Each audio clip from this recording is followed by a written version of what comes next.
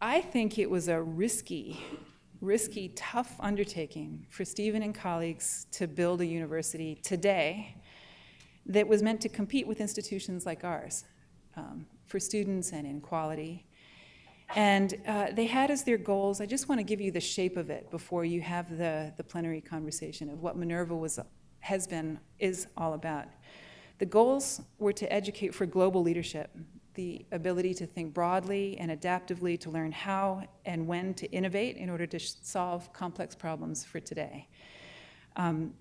They identified 4 core competencies: thinking critically, thinking creatively, communicating effectively, and interacting effectively. And they built about 100 habits of mind and foundational concepts that were behind those core competencies.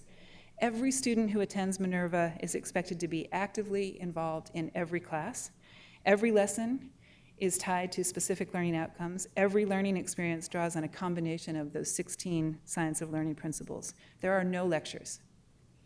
Students engage with one another through an online platform called the Active Learning Forum, and it supports real-time, synchronous, small seminars. And they don't have a campus. They have 7 cities that form the campus, and students use them as their learning progresses. It was a bold move. It is a bold move, but it's not anymore what Stephen is tied to. He's got a new enterprise that he's been working on, and it draws on many of these same ideas.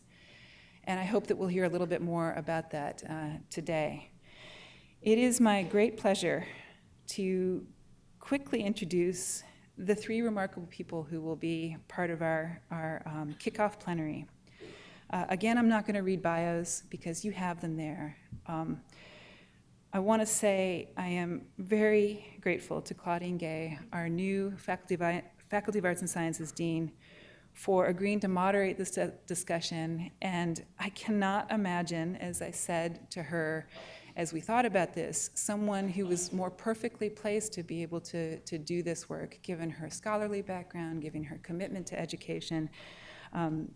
Stephen, as you will see in the bios, if you look at them, was Dean of Social Sciences at Harvard and years ago, and Claudine has most recently been in that same position, so there's a really nice institutional, organizational synergy here. Stephen happened to be a mentor for me when I first taught. The very first time I taught as a grad student, sophomore tutorial, he was head tutor.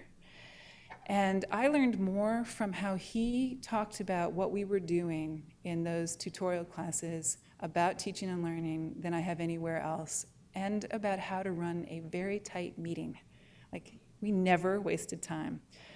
Time was incredibly precious in those. And I am also very grateful to you for being here, for continuing to care about this place, and for doing the work that you've been doing on the global, broader scale.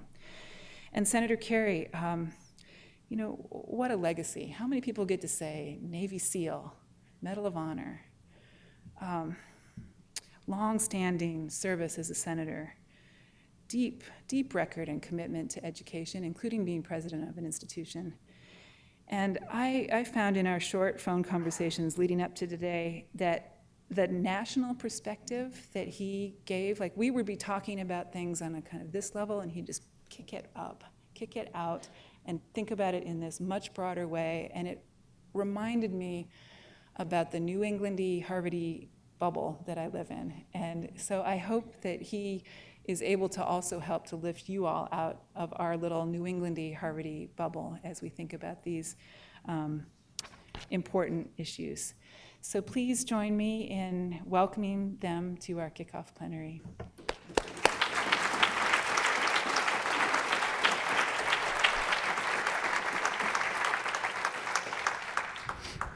Hello. Good morning. Good morning. So, you all sit there? So I brought my dog-eared copy of Building Potential University. It is a wonderfully provocative book. I'm not at all surprised to hear that it sustained such a lively conversation among the faculty over the course of a year. There are so many observations in here that as I read them, they stung a bit. They felt kind of familiar. But I think they're important. And so I actually just wanted to start our conversation with really one of the central claims in the book that actually proves to be, by my understanding, sort of a motivating insight for Minerva itself. And that's the claim that most colleges fail to prepare graduates for the kinds of problems and challenges that they'll encounter afterward. I think there was one statement in the book at one point that said something to the effect of, remarkably little learning happens on most college campuses.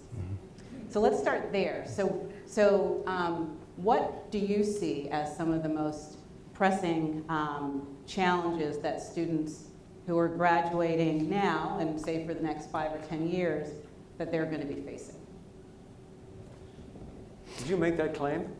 Actually, it comes from a book called Academically Adrift. The subtitle is Minimal Learning on College Campuses, something to that effect. And it was based on results from the CLA Plus, which is a standardized test. It's been administered at many universities.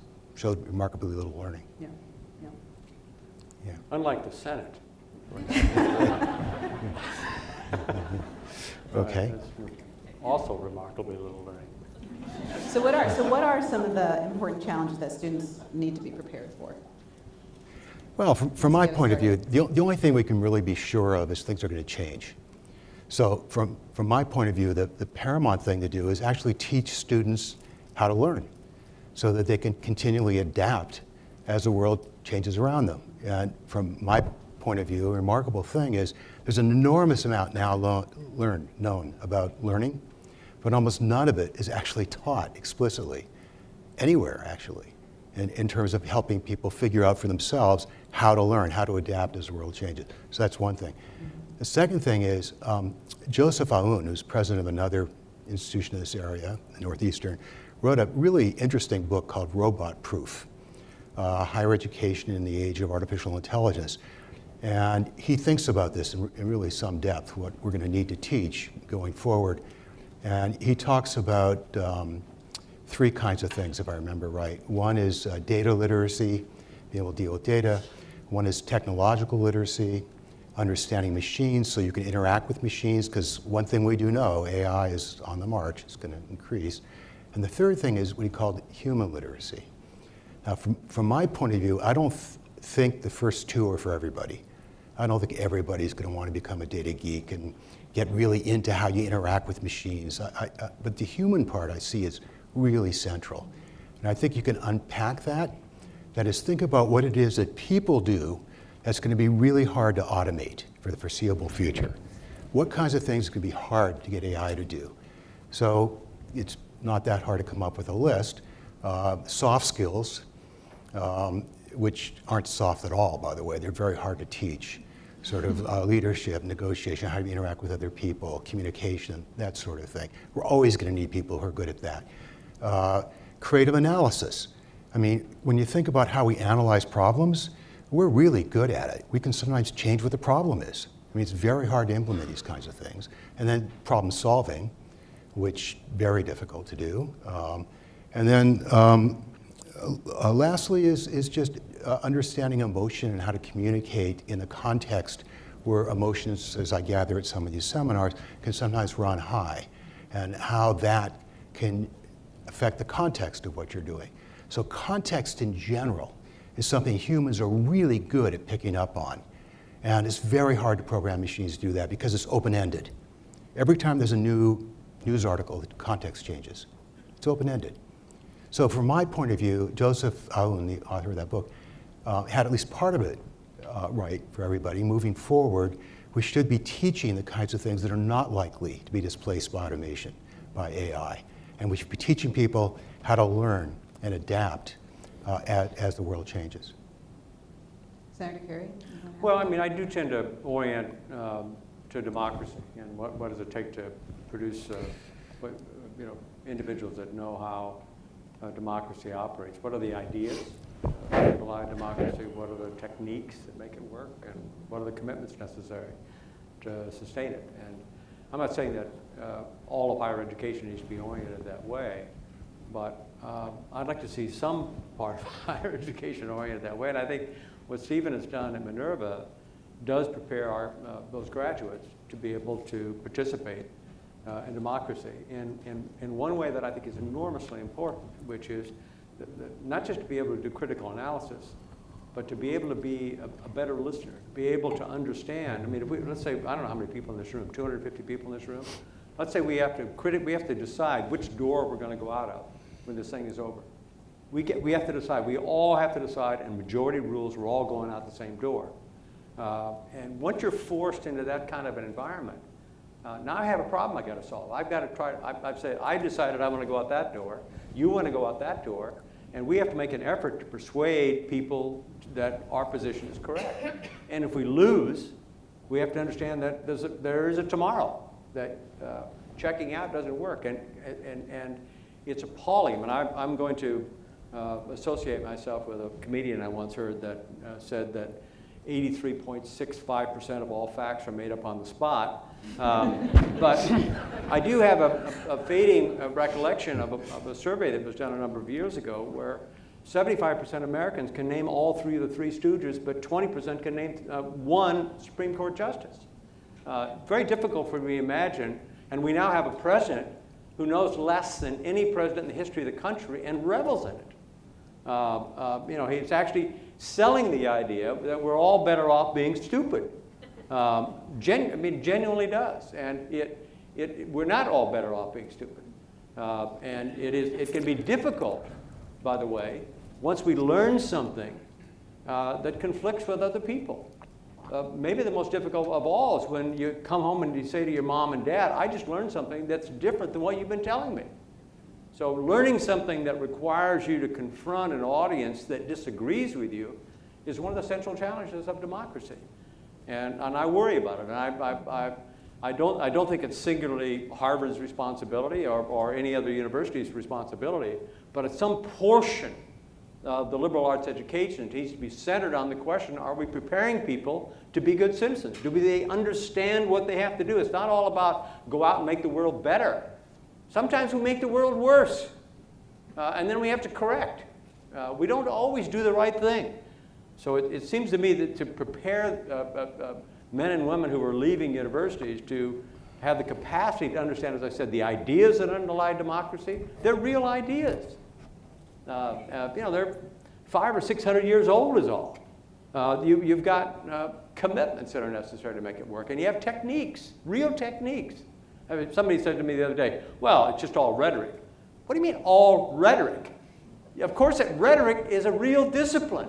It's not that I'm disparaging a political conversation because I'm saying it's just rhetoric. I wish it was just rhetoric. It'd be more enjoyable if it was.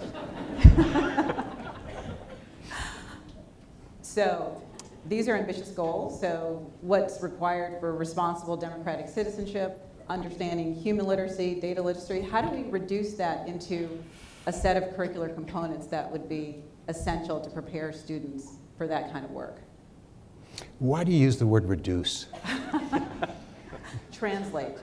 It's a chemical expression. So I really enjoyed Aaron's introductory remarks there, and you reminded me of a book by Elizabeth Rosen. You know this book? I think it was called The Flavor Principle or something like that. Where what she did is she analyzed ethnic cooking and came up with a set of principles, rules that were generative. It was based on generative grammars, Chomskyan kind of grammars. So the idea was you could have it both ways. You could improvise, but within a structure. So you could cook Indian food or Chinese food or whatever, and not according to a lockstep set of recipe where you had to follow everything precisely, but according to a set of general principles. So it seems to me what we really want to teach are generative principles. Things are going to change. They're going to go out of style. We're not going to fixate on specifics. We want to teach things that'll serve them in good stead moving forward. So from my perspective, a general education program is absolutely critical for that. That's where you should lay down the foundations. But there's a problem. We know that from the science of learning, the greatest single challenge is something called far transfer. They learn something in one context, and then they just don't use it in another. There's near transfer where the contexts are similar, far where they're quite different, where there's some underlying similarities, not obvious how to transfer it. The only way you can get far transfer, as far as I can tell, is make sure they understand the principles and give them lots of varied examples over time. So you can't just have a general education program and then leave, and then just forget about all that stuff. It's somehow got to be integrated and picked up on in subsequent components of the curriculum. So the curriculum's got general education, it's got the major, it's got electives. That's the curriculum. You've got to get threads that go through and tie together, integrate, and lead students to see what the underlying principles are that can be generalized. Right. So I would be very interested to hear you just talk a little bit about, especially from your own experience, about the work of translating some set of evidence-based principles into action. So, taking one example from your own work, what is a principle that you try to bring into your teaching, into your leadership that was transformative for you, that was especially effective? How did you go about doing that? So let me, if I can start on this one. Yeah, sure. So two things that came out of Minerva that I think might be relevant and interesting. The first is the whole science of learning piece, sort of boiling down this gigantic literature, which I don't think anybody's read. I certainly not read all of it, but I've read a fair amount. And trying to figure out how to actually implement that. And as Aaron pointed out, I summarized that literature as a chapter in that book, organized it into these 16 principles. Two of which are interesting, easy to understand, which is space practice. So just like you don't want to have one thick coat. So when I was younger, I bought a graduate student, I bought a used desk that was black, it was hideous. So I decided it would look a lot better white. But I was in a hurry, so I poured the white paint onto it and smeared it around, let it dry, and then you know what happened. For a while it looked okay, and then it peeled up and cracked, and you get what you, yeah. So the way you're supposed to do it is a lot of thin coats. Okay, so space practice is like thin coats staggered over time, much better for learning than cramming. Cramming is the classic example of mass practice. Doesn't work well. They'll learn it for the test, then they forget it. So trying to implement that is difficult because the typical tendency is to teach this subject, move to the next lecture, teach that subject, next one. Whereas space practice suggests you've got to be returning. You've got to revisit what you did before. It's just hard to actually implement that, even though we know it works. You can do it by having quizzes that are cumulative. That's one way that we hit on. Mm-hmm. Another thing we did is we tried to think of a principled way of producing the learning outcomes, the learning objectives. The key, one key, is you have to know what it is you want them to be able to do when they get out. I mean, it seems so obvious, but you really need to back into it. So I tried to think of a principled way with these habits of mind and foundational concepts that Aaron referred to, which is core to our general education program, which was a year long. And the idea was to use production systems. So I see Stuart out there somewhere. So a production system was an early attempt in artificial intelligence, a framework that was largely popular at Carnegie Mellon, if I remember right, Newell and Simon. So the idea was you have if-then construction. So if it's raining, then get an umbrella. So there's a condition part and an action part. Condition, once it's satisfied, triggers the action.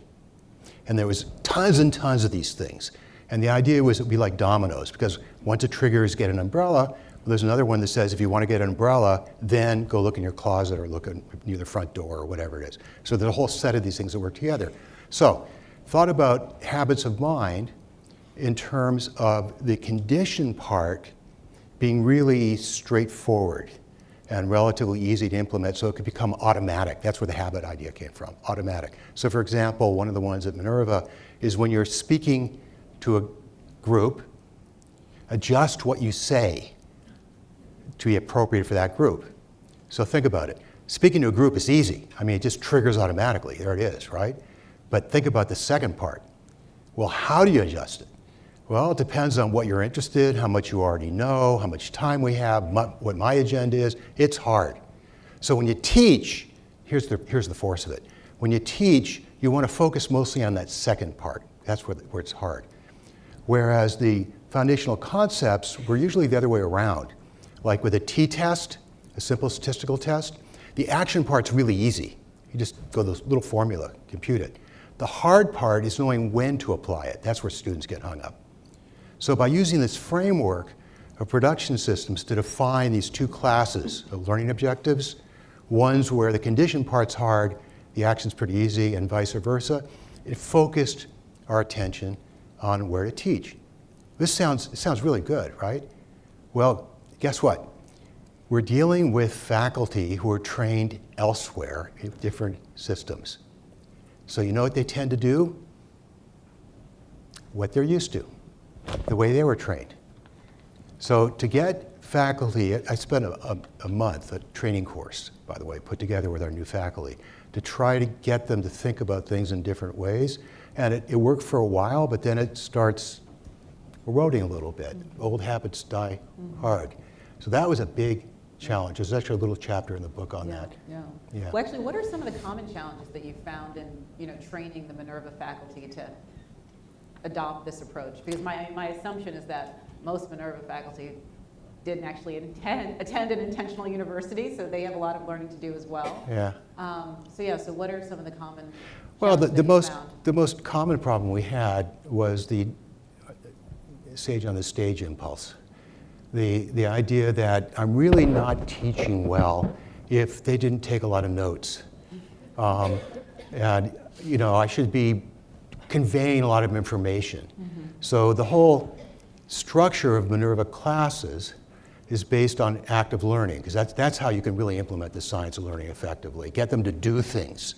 But they have to know something in order to do something with it, right?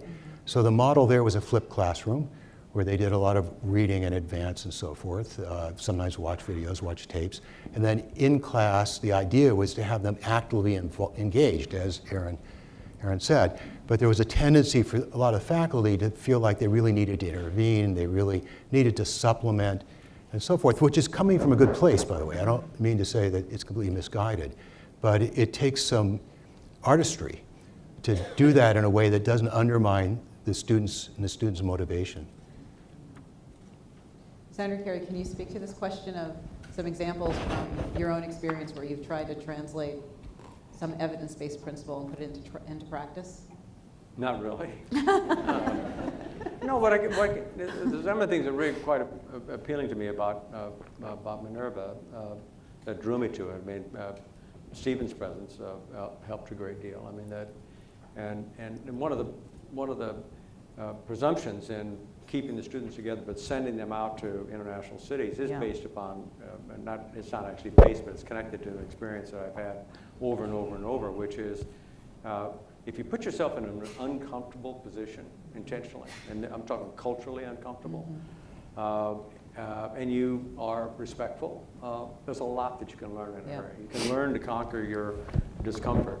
And as a consequence, you begin to understand the culture and you make new friends, and all of a sudden, knowledge becomes different because it's going to look different in different cities and different cultures. So I love the idea that it's a residential program, but the students, after they do their foundation year in San Francisco, are going to be in 6 different international cities before they graduate.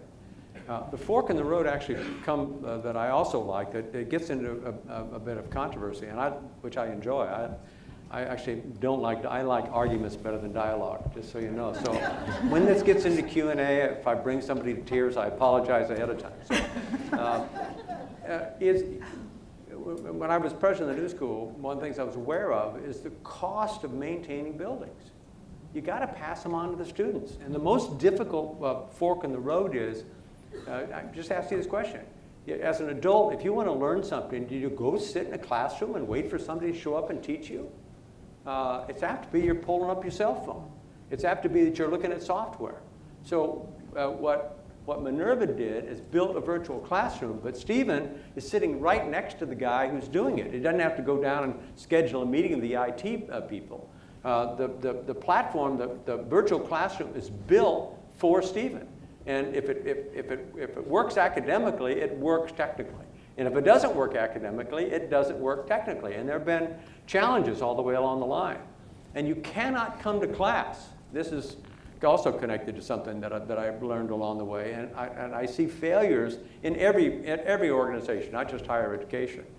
If you pass by something that's substandard and don't do anything about it, that's a new standard. And you see it all the time. So the hardest standard to keep fixed on is expecting the students to do the work. And you can't come into a Minerva classroom and sit in the back row because the professor knows what you know and what you don't know. And by the way, Minerva's not hiring adjuncts. We don't do it on the cheap. We're not trying to get the cheapest people you possibly can, because our own experience is that you're much more likely to have low performing people if that's what you do. But there's real engagement. It's hard. It's really hard. If you've got students that have an interest in Minerva, I would recommend you really do an evaluation whether or not they can do the work. It's not easy. The standard is very high in terms of performance. Now, the last thing I want to say is my own experience in life taught me this, and I heard it a lot in higher education, I heard it a lot in politics, but just stick with politics. I know there's a little politics going on in higher education as well, but the word hypocrite gets thrown around a lot. You're a hypocrite. Well, I'm now, when people say to me, you're a hypocrite, I say, well, that's evidence that I have standards. I'm not capable of hypocrisy unless I've got standards that I sometimes don't hit. And Stephen and I have been confronting a little hypocrisy at Minerva in that we've got highly qualified students that we're turning away. Why are we turning them away? Because of U.S. News and World Report, because of the Wall Street Journal. They decide what our standard, because they have a selectivity number. What's your selectivity? How many people applied? How many people did you turn away? And your quality is judged based upon the number of people you turn away. That's hypocrisy. Now, you need to embrace it, it seems to me, because it leads you to try to figure out how to work your way out of it. I was telling your president, I was 10 years at the New School in New York City. I went to New York City because my girlfriend would not agree to marry me unless I agreed to try to have another child. And I didn't want to raise 2 more kids in politics. And by the way, I think I hit the last egg she had, because we now have a 17-year-old. And we'd go to these social events, and you go to a social event in New York City, and the people, they walk up to you and say, well, where did you go to school? And they did not want to hear the University of Nebraska. I said, well, the University of Nebraska. My wife, by the way, dropped out of high school. She wanted to be a writer. And she did relatively well. She wrote for Saturday Night Live for a long time and did very well as a writer. She went to John Jay High School. She would answer the question, I went to John Jay. They thought she was in criminal justice, so they'd leave her alone. But I said to your president, if you could unpack this crazy head of mine and take 100,000 ideas that I have about life, I bet 20% of it came from Harvard, or people from Harvard. A significant amount of what I know about how teaching is done came from Stephen Kosslyn. So I said, your motto ought to be Je suis Harvard. Let me claim Harvard rather than saying I have to go to school at Harvard, I have to be eligible to join the Harvard Club in New York City in order to be a part of the fraternity. Because I'm constantly reading and analyzing and acquiring things that come about as a result of the democratization of knowledge that's occurring in the modern university. And Harvard is the gold standard. So I do think, for me, learning to survive in an uncomfortable environment, learning that you can have very high standards, but you got to hold to those standards, and learning that there are times when you have to honestly face your own hypocrisy and embrace it. Say, sometimes it's necessary. Sometimes it's essential. People say to me, I've never done anything hypocritical. There's nothing worse than lying to yourself. I understand why you'd lie to somebody else, but lying to yourself can be dangerous. I'm not sure how you follow that, but let me ask a more pedestrian question then. How do you know when it's working? I mean, how do you evaluate when the science of teaching and learning applied to actual teaching and learning is actually producing better outcomes. So I think a key word you just said was the it. What do you mean by it? The quality and effectiveness of the teaching. Okay, so the first thing is you have to know what the outcomes are supposed to be. Yeah. So you've got to start with clearly defined learning outcomes, Yeah. and you've got to directly address them in class, and then you've got to assess them. It's Yeah. pretty straightforward. But it turns out that we retain only maybe at best about 10% of what we get from a lecture after maybe 3 months. Some of the studies show a lot less than that. After active learning, it can be like 70%. Eric Mazur is here somewhere. He knows this very well. Much better. But what you want to do, in my opinion, is not just test them at the end of the semester, but how about a year later? I mean, if we're really teaching them with the idea of giving them tools they can use the rest of their lives, which I hope we are, maybe we should assess to the extent to which what we teach them sticks. Yeah, look, I think for us, when you're starting something like that, which can be, very anxiety producing, because you never know if you're going to be able to raise enough money to stay in business. So it's not like somebody gives you a couple $100 million gift. It's not easy to keep it going because you're regulated by the state, you're regulated by the feds. There's lots of things going on that could produce failure. So it seems to me that the most important metric is, what do the students say? And maybe the most important metric of all is, do they come back the sophomore year? After they've had their freshman year, these are students that could go anywhere, practically anywhere. I don't know how many of them got accepted into Harvard or MIT, but a significant number of them getting into high quality schools.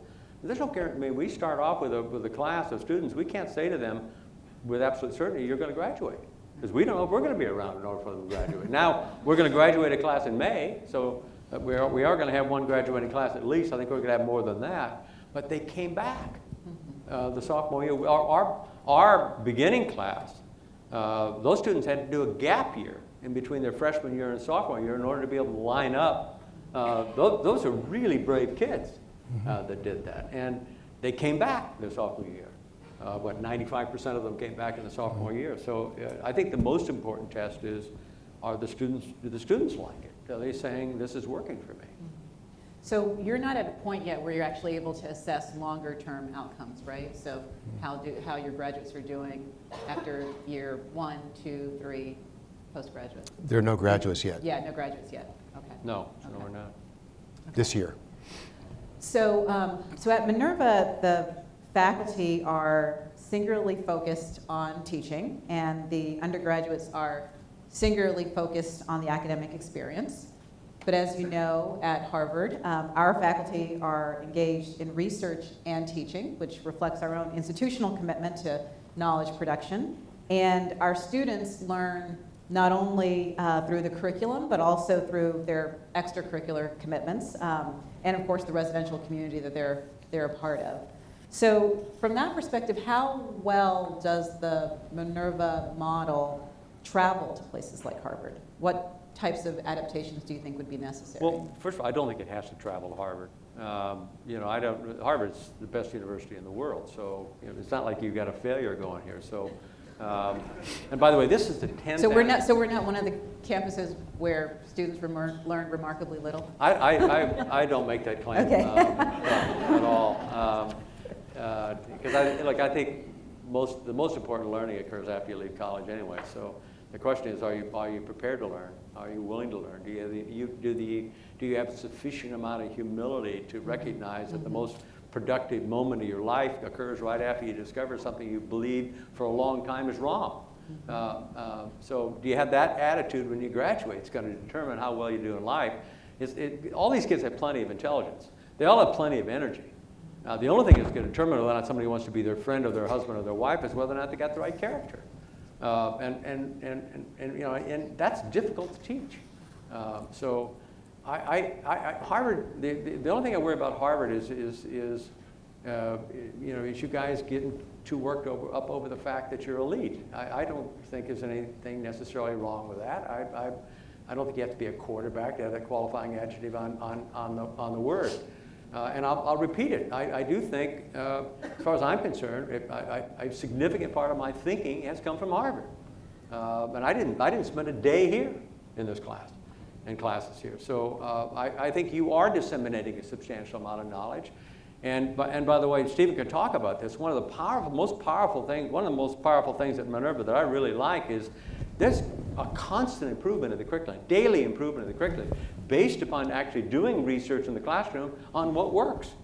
And so you don't have to have committee meetings to discuss the general education curricula. You don't have to have these painful gatherings, having a meeting to decide how many more meetings you're going to have. None of that has to occur. And I understand it's necessary. I'm not being critical of it in a well-established, 400-year-old institution. But at Minerva, there is research going on, and the research is what works.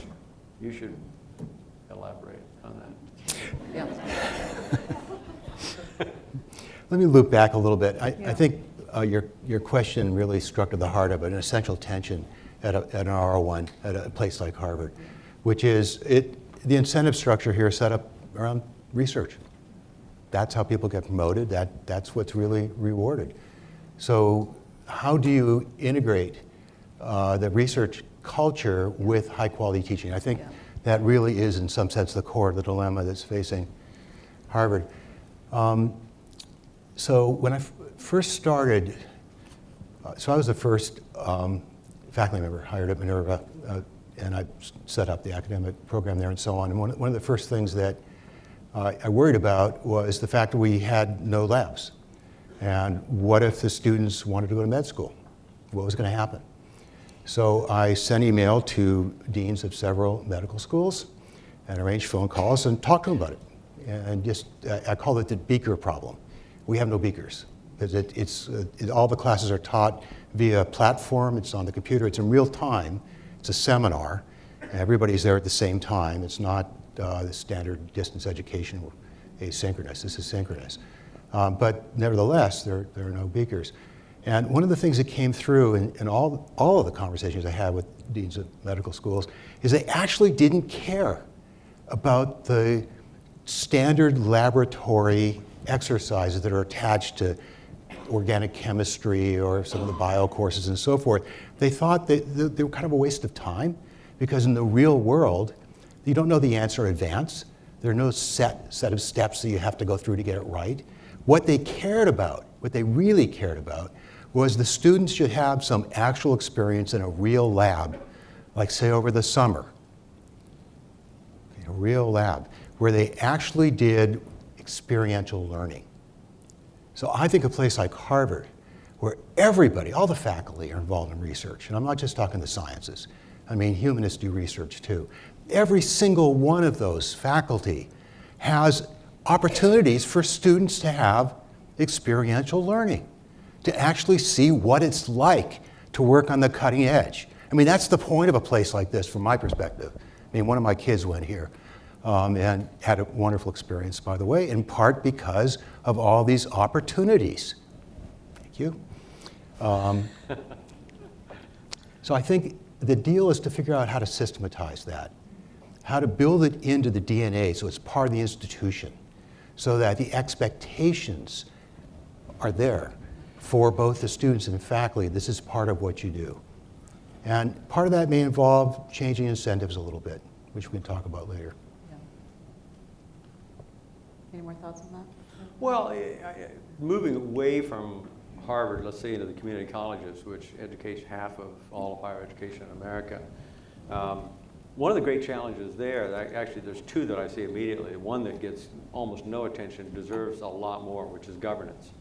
How are these institutions governed? Anybody that's spent any time in the K-12 environment will tell you that it can be miserable dealing with the school board because there's an election, and you got 5 out of 8 vote to go this direction. They have an election, and those 5 get thrown out of office because of conflicting objectives that the population has. I want to save money. I want to spend more money. I want to make sure they're prepared for work. I want them prepared for college. I want them to learn foreign languages. I want to learn sex education, whatever. We have all these different things we want to, and the public school board has to make that decision. Well, the same is true in higher education. if you ask somebody in my neighborhood in New York City, in the Village, you know, how did NYU get to be such a good university? They'll talk, well, Bradamus did a great job, they'll talk about the leadership. But the person who made NYU a great university was Larry Tisch. He was the chairman of the board for 20 years, and every time there was a piece of real estate on the marketplace that he thought they should buy, he'd write a check. And you know, they bought up Greenwich Village property for like pennies on the dollar, and they converted a commuter school into a residential university as a consequence. Well, governance in the community college becomes enormously important. The second thing at the community college level, and we see it at Minerva, and you may see it at Harvard. I mean, do I really want to charge somebody $600 a credit hour to get 3 credits in something that they can get online for nothing? And it's there. You know, we have a list of things we want our students to learn, and we expect them to go learn it, but we're not going to charge them for it. We're not going to give them credit for it. And it not only does it lower the cost, but it also encourages them to learn the way they're going to learn when they get out of college. You're encouraging them to use available resources, and they're phenomenal out there. And it's enormously controversial. If I spent 20 years of my life learning how to teach accounting 101 and 102, I wouldn't be very excited if Bob Kerrey says, you can go online and get it for $50.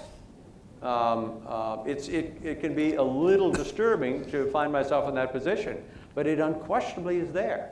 And it's one of the most difficult things, it seems to me, and especially at the community college level that we face.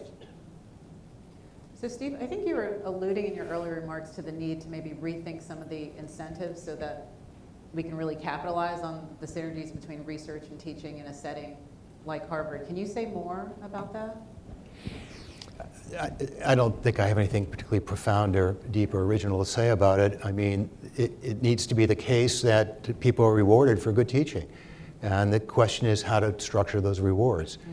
So you can do things like have more prizes, have a big symposium at the end of the year to give some publicity to people who've won those prizes.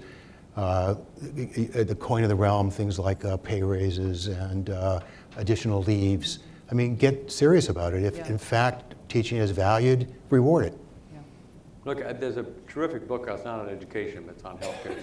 It's called The Language of Kindness, written by a woman. She's a very good writer, but she was a nurse, a pediatric nurse in the National Health System in England. And it's a story about the imperfectibility of human beings. And it's, you know, if you think we're perfectible, I got news for you. You got some real significant disappointments down the road. And what she's saying is, I'm a great nurse on Monday, and something horrible happened Monday night. I had a terrible loss in my family, and I got to go to work on Tuesday. And I can't go to work and say, hey, you got to understand, you're the patient, you got to understand, something horrible happened in my life, and I mean, and I'm not saying that students are like emergency room patients, but it can wear you out. It's got to at some point. There's got to be at some point you say, you know, I need a break. I don't actually know how you do it. Those of you who are faculty members, I mean, you love to teach, but at some moment it may occur you stop loving to teach. I mean, it's a great challenge to figure out how to deal with that, how to adjust, how to organizationally make adjustments that are fair and reasonable, especially in a country where if you decide you don't want to teach anymore, you got to answer the question: how do I pay my health care bills, and how do I retire on a pitiful amount of income coming from Social Security? So it's a difficult problem, but I think it's honest. At some point, you just say, I got to do something else, because it's a constant challenge, and you're being measured, and you're being evaluated, and people come. Now you've got what's the thing called where you can go to a website and judge your college professor? What's it called? Oh my God! I mean, I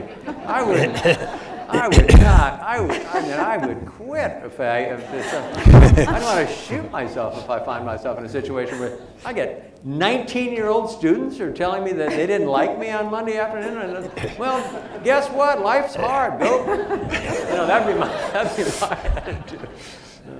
Anyway. So what excites you most about the future, other than the next iteration of Rate My Professor? Oh, I'm 75. The most exciting thing is that there is a future. So.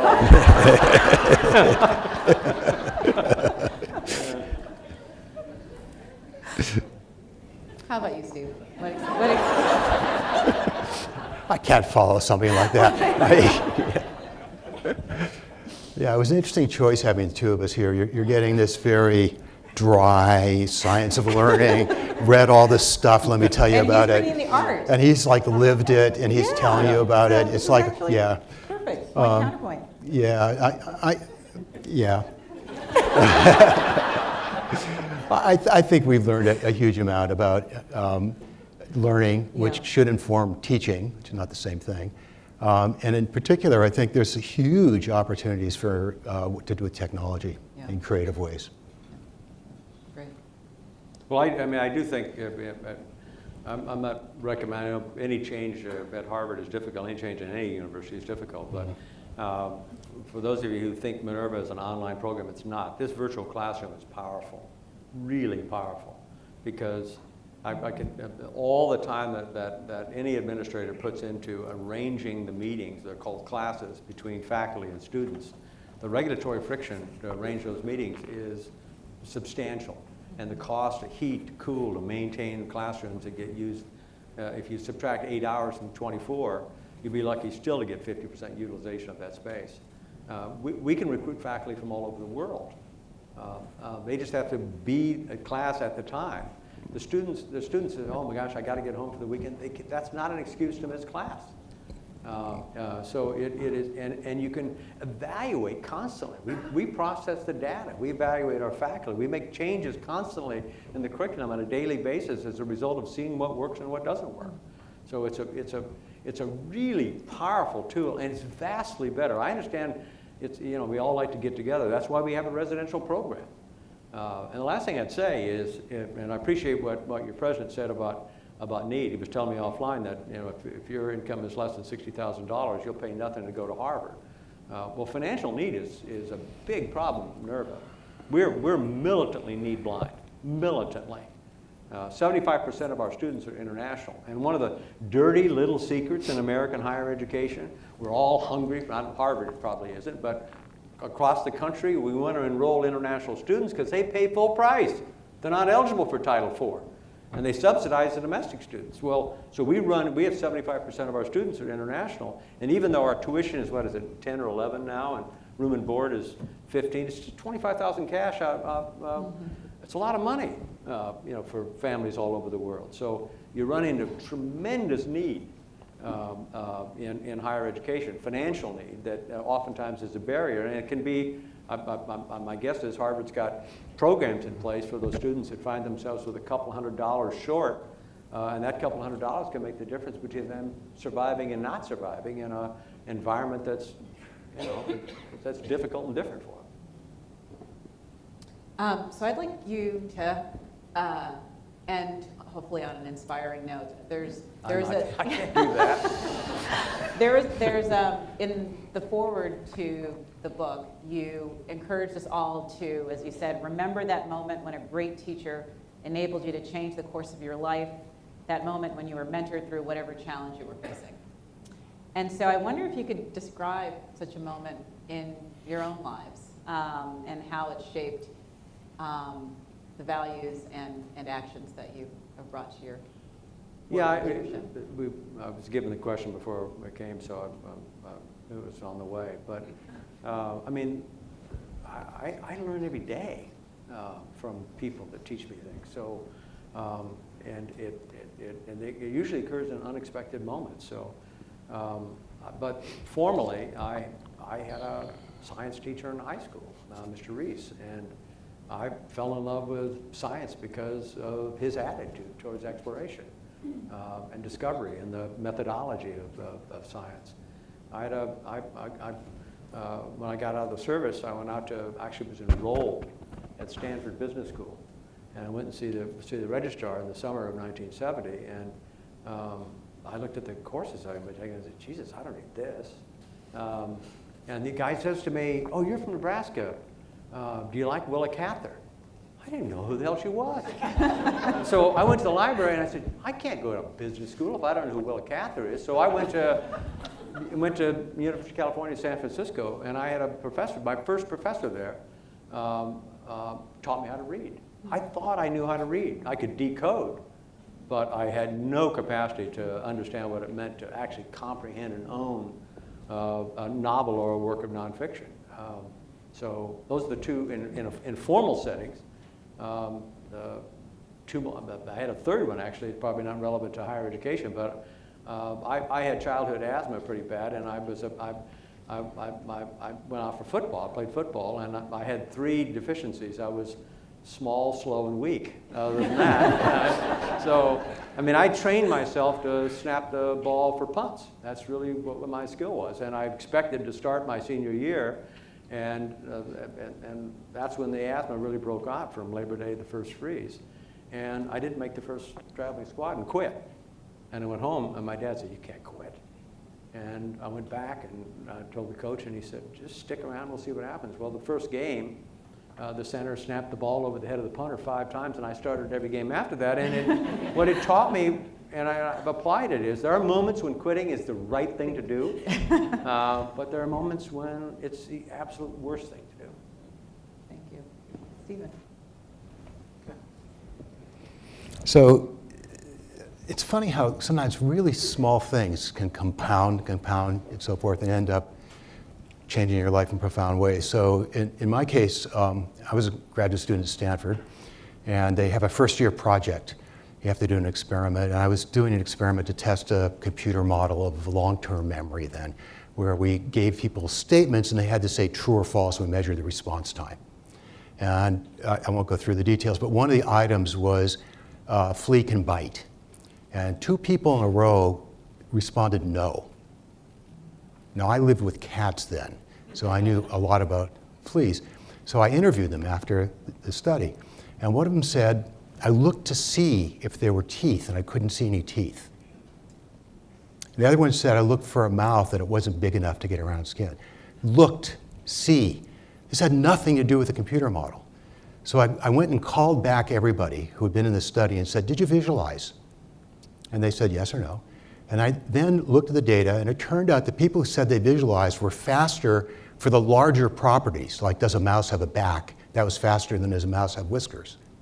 Whereas the people who didn't visualize, it was the other way around. The thing that was more associated, whiskers is more associated with the mouse, say, than back. Completely different, depending on the strategy. So I started studying mental imagery. I suddenly changed completely. Turned out there was a faculty member at Stanford named Gordon Bauer, who had just written a paper on mental imagery.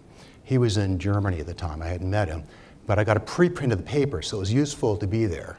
I read the paper, and there was a one line in it that set my entire career. He said, if mental images were like pictures that could be scanned, then blah, blah, blah. Well, nobody had tested that, so I went and tested it and showed the further you scan along an object in a mental image, the longer it takes. There really is something spatial in there. Gordon came back. Meanwhile, my advisor dropped out to join the ecology movement and told me to do the same thing, by the way. It was 1970. At Stanford, they have this Friday seminar where graduate students have to present their work, and it's very critical. And Gordon tore into me. I'll never forget this the rest of my life. I mean, he really tore into me. And, you know, I thought about it. It was interesting. And the next day, after that, I was in the lounge on the 4th floor of Jordan Hall, and he walked in. And I was getting a Coke or something. And he started talking to me. And we sat and we talked for like an hour and a half. And I remember another faculty member, Herb Clark, came by and sat and watched for a while. It was like a game of ping pong with Gordon. And then he started coming by and giving me papers and stuff, just dropping by my office.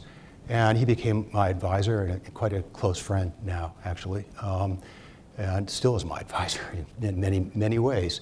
And he gave me foundations, how to think clearly and critically and value the importance of what's known and be skeptical and critical about it.